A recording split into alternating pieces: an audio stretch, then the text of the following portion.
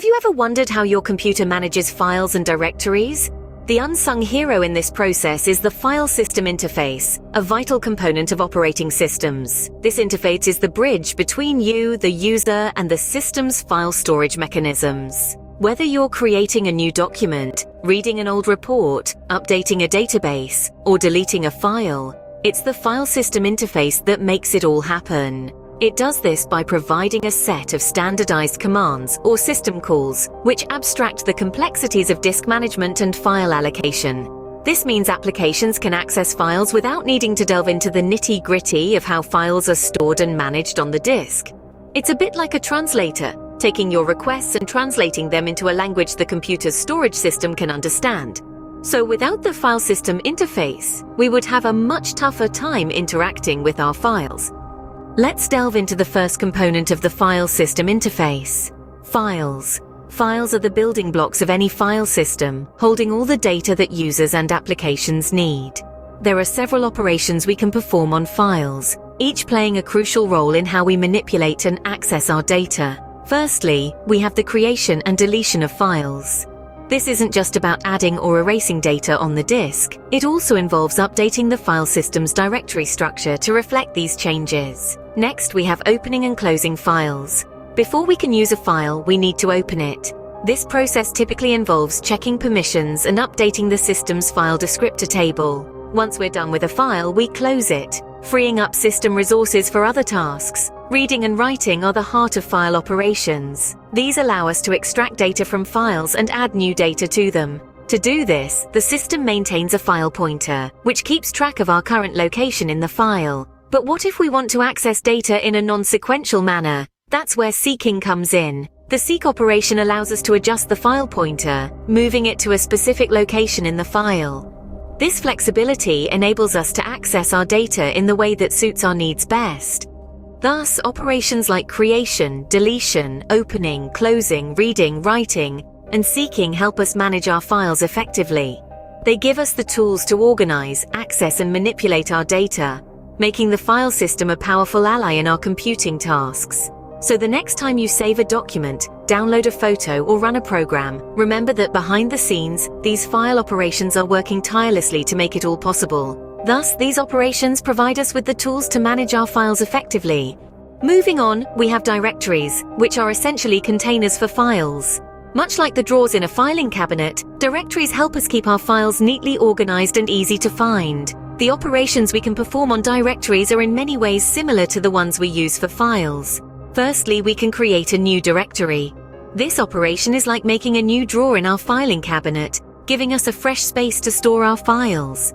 And just as we can create directories, we can also delete them when they're no longer needed. But remember, deleting a directory will also remove all the files it contains, so always make sure you've moved or backed up any important files first.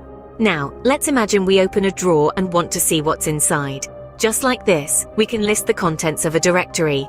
This operation shows us all the files and subdirectories it holds, giving us an overview of what's available. But what if we have a big filing cabinet with many drawers? We need a way to navigate through it. That's where directory navigation comes in. We can change our current working directory, moving from one drawer to another. We can also specify paths, which are like directions, guiding us to the files located in different directories. The beauty of directories lies in their ability to nest within each other, forming a hierarchical structure. This means we can have directories within directories, much like a tree branching out. This structure provides an efficient way for us to organize our files and helps us locate them quickly. Directories not only help us manage our files, but also play an integral part in managing the file system space. They keep track of the files, their locations, and the space they occupy, ensuring that our file system is well organized and efficient. As you can see, directories play a pivotal role in organizing our files and helping us navigate through them. Opening. Beyond files and directories, there's another important component called metadata.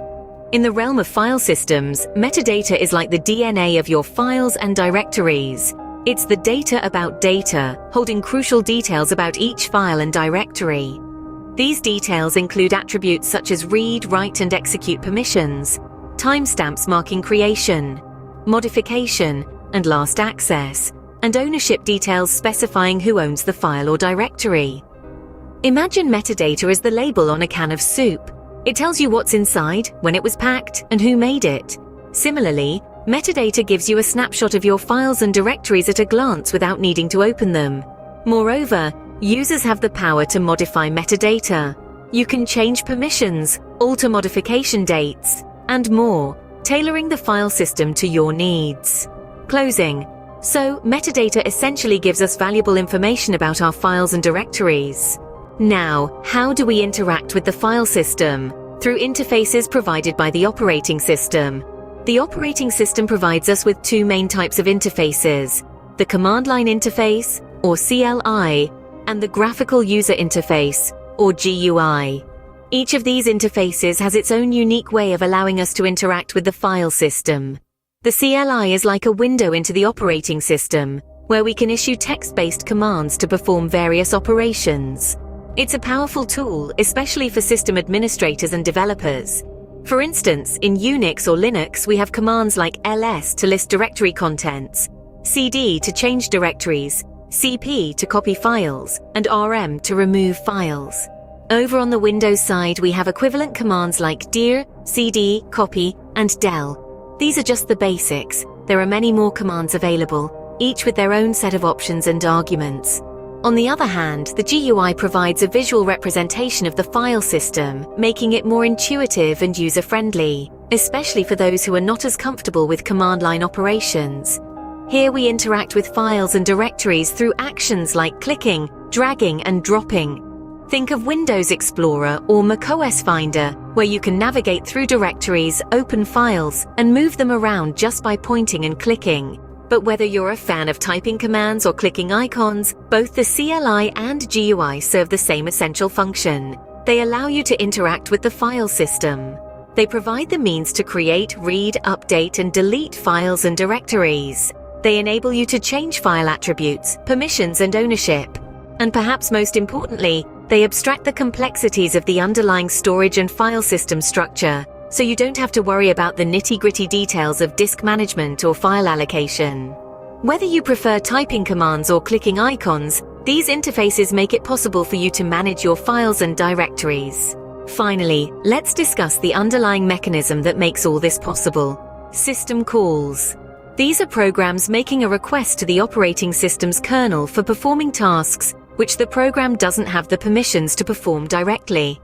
In the context of file management, system calls allow us to interact with files and directories.